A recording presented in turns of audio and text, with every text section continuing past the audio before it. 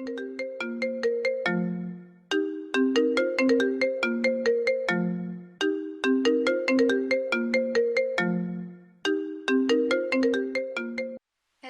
Ken. Hello. Bilisan mo, pares tayo malalagot nito. Mainit na ulo ni Madam. Oo, ito na, papunta na. Saglit lang ah. Chikahin mo muna kasi siya. Late na naman to nagising.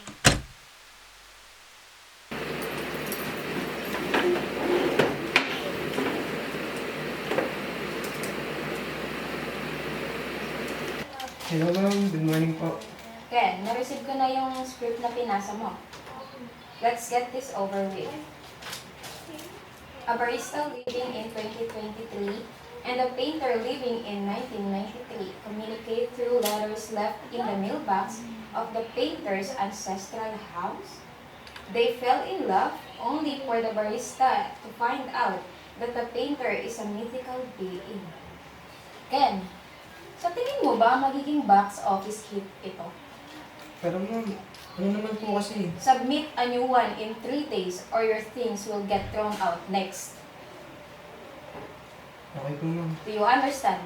Yes po.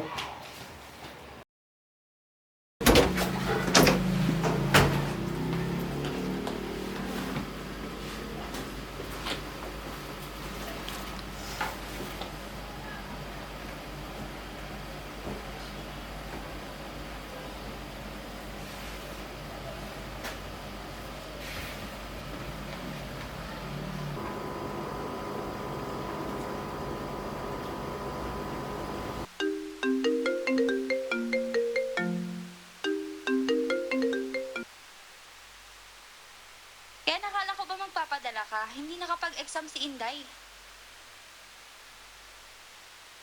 Ma, pasensya na ho kayo. Magpapadala na ako. Sabihin mo lang na kung ayaw mo na kaming tulungan ng papa mo. Di naman sa ganun, ma. Masyadong marami lang talaga akong trabaho ngayon. Ma?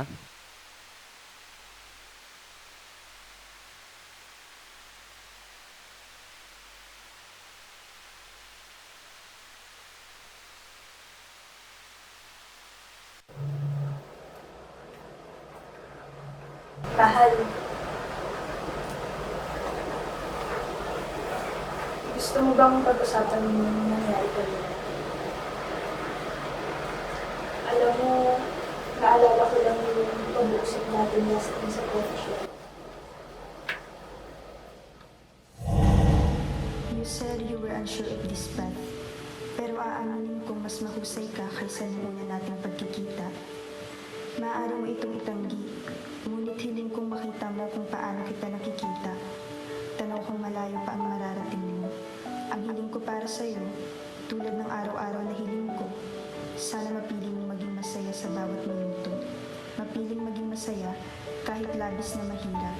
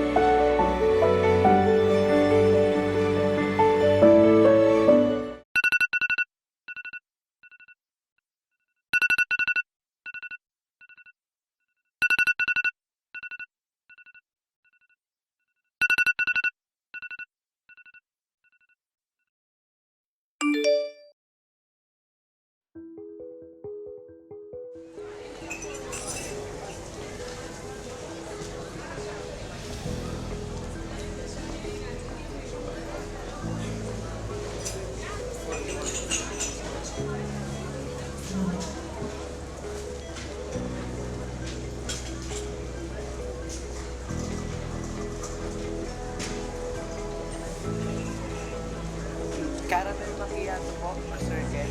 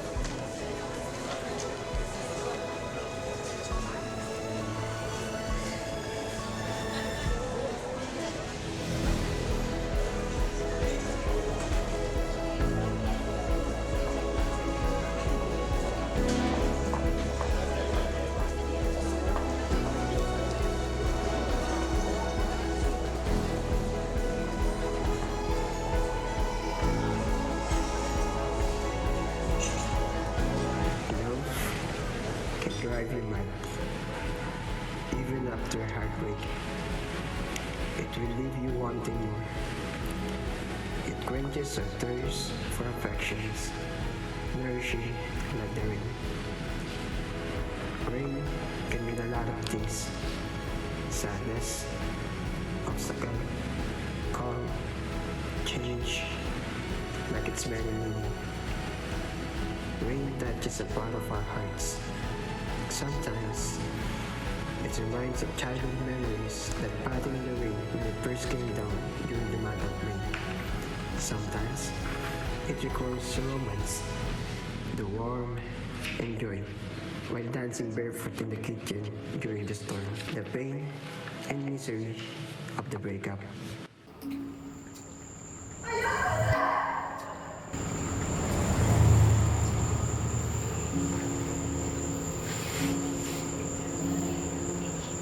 Iya? Sino ba Iya?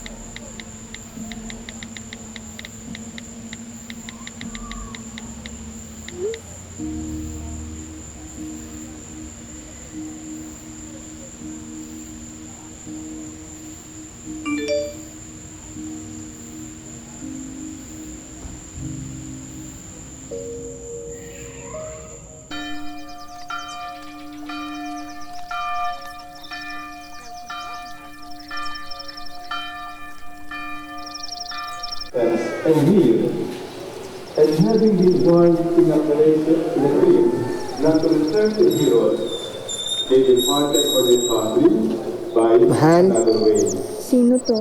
Wala mo. The Sino nga? gospel of Wala the mo Lord. nga eh. Sino nga kasi? Lord Jesus Christ.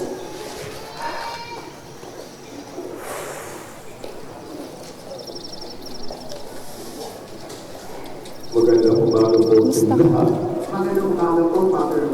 Ganun pa rin. Yung medyo mabigat yung mga bagay-bagay. Bakit ano ba nangyari? Alam mo yun, hindi sumasang-ayon sa akin yung panahon. Ikwento mo sa akin.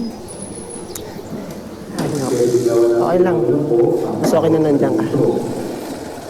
Hindi naman sapat yung presensya ko kung wala akong maaalay sa mga problema ko.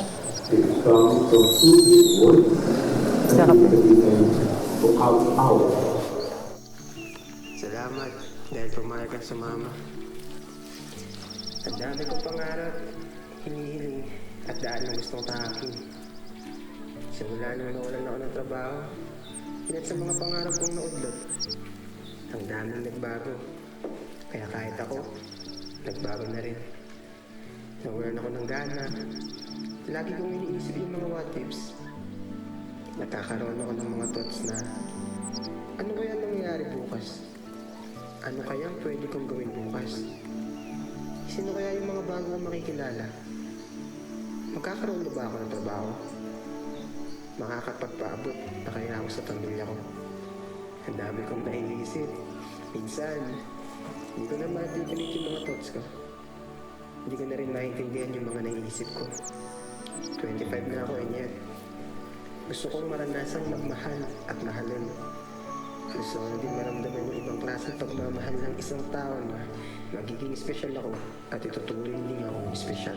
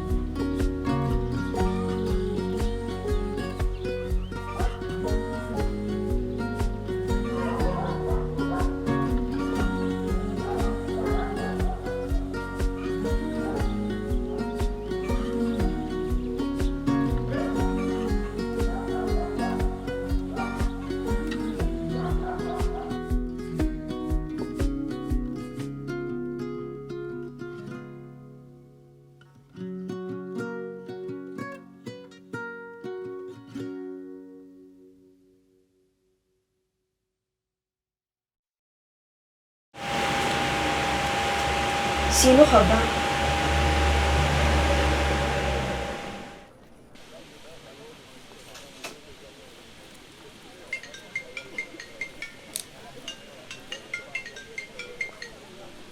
Hello?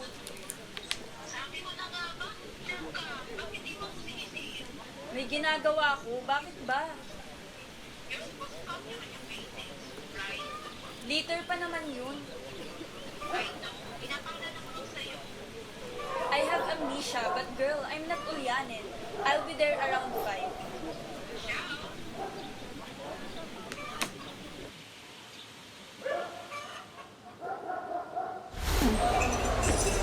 Uy, Eya!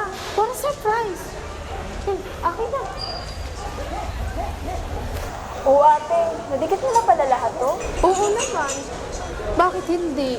Sa lahat ng pinagdaanan mo, pinaghirapan mo, your work deserves to be displayed in the museum. Eya? Sino to? Oo, mali ako ng nabalot. Hindi, sino nga to? Hindi ko nga kilala yan. Napapanigipan ko lang siya. Para sa isang wala, napakadetalyado naman ang gawa mo. I don't know nga, basta napapanigipan ko lang siya. Nagpapakita siya sa panaginip ko tapos sobrang lungkot niya. So, yan pala yung dahilan kung bakit black and white ang painting mo. Oo, kasi there's something in him eh, kaya naisipan ko ipinta na lang siya. You know what? Come with me. Saan? Basta. Saan na naman ate? Basta nga.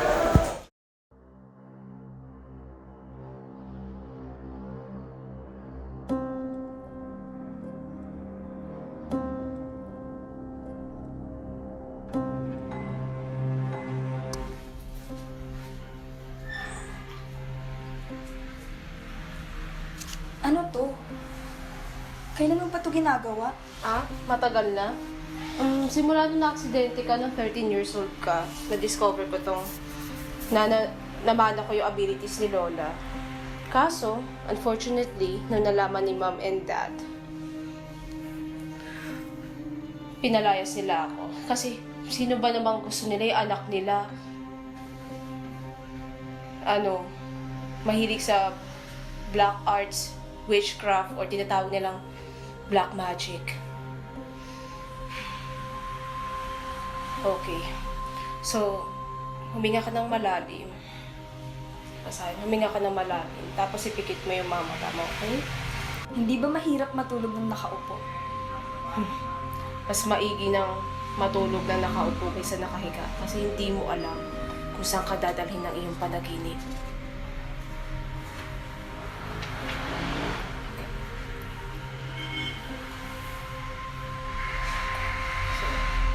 Ipikit mo lang iyong mga mata, ikay matulog. So, pagbilang ko ng 1, 2, 3.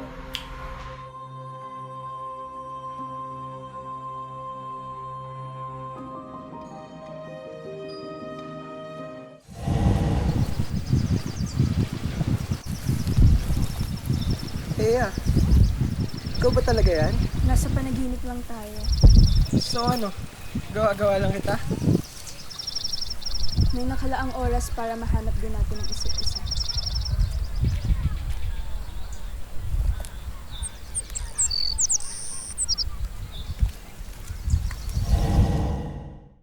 Isang taon na ang nakalipas simula noong napaniginipan ko yun. Isang taon na rin ang dumaan simula nung namatay ang kapatid ko. Iniwan niya sa akin ang kanyang coffee shop para maibenta ko na rin ang mga paintings ko.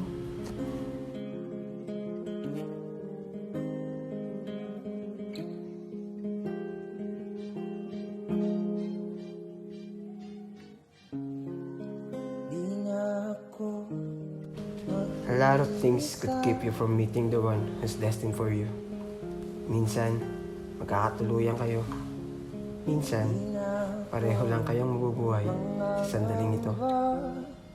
A lot of things could have happened to keep two individuals from existing together.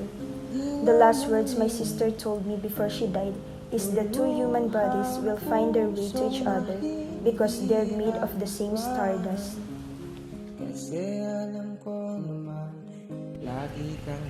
I never believed it until now.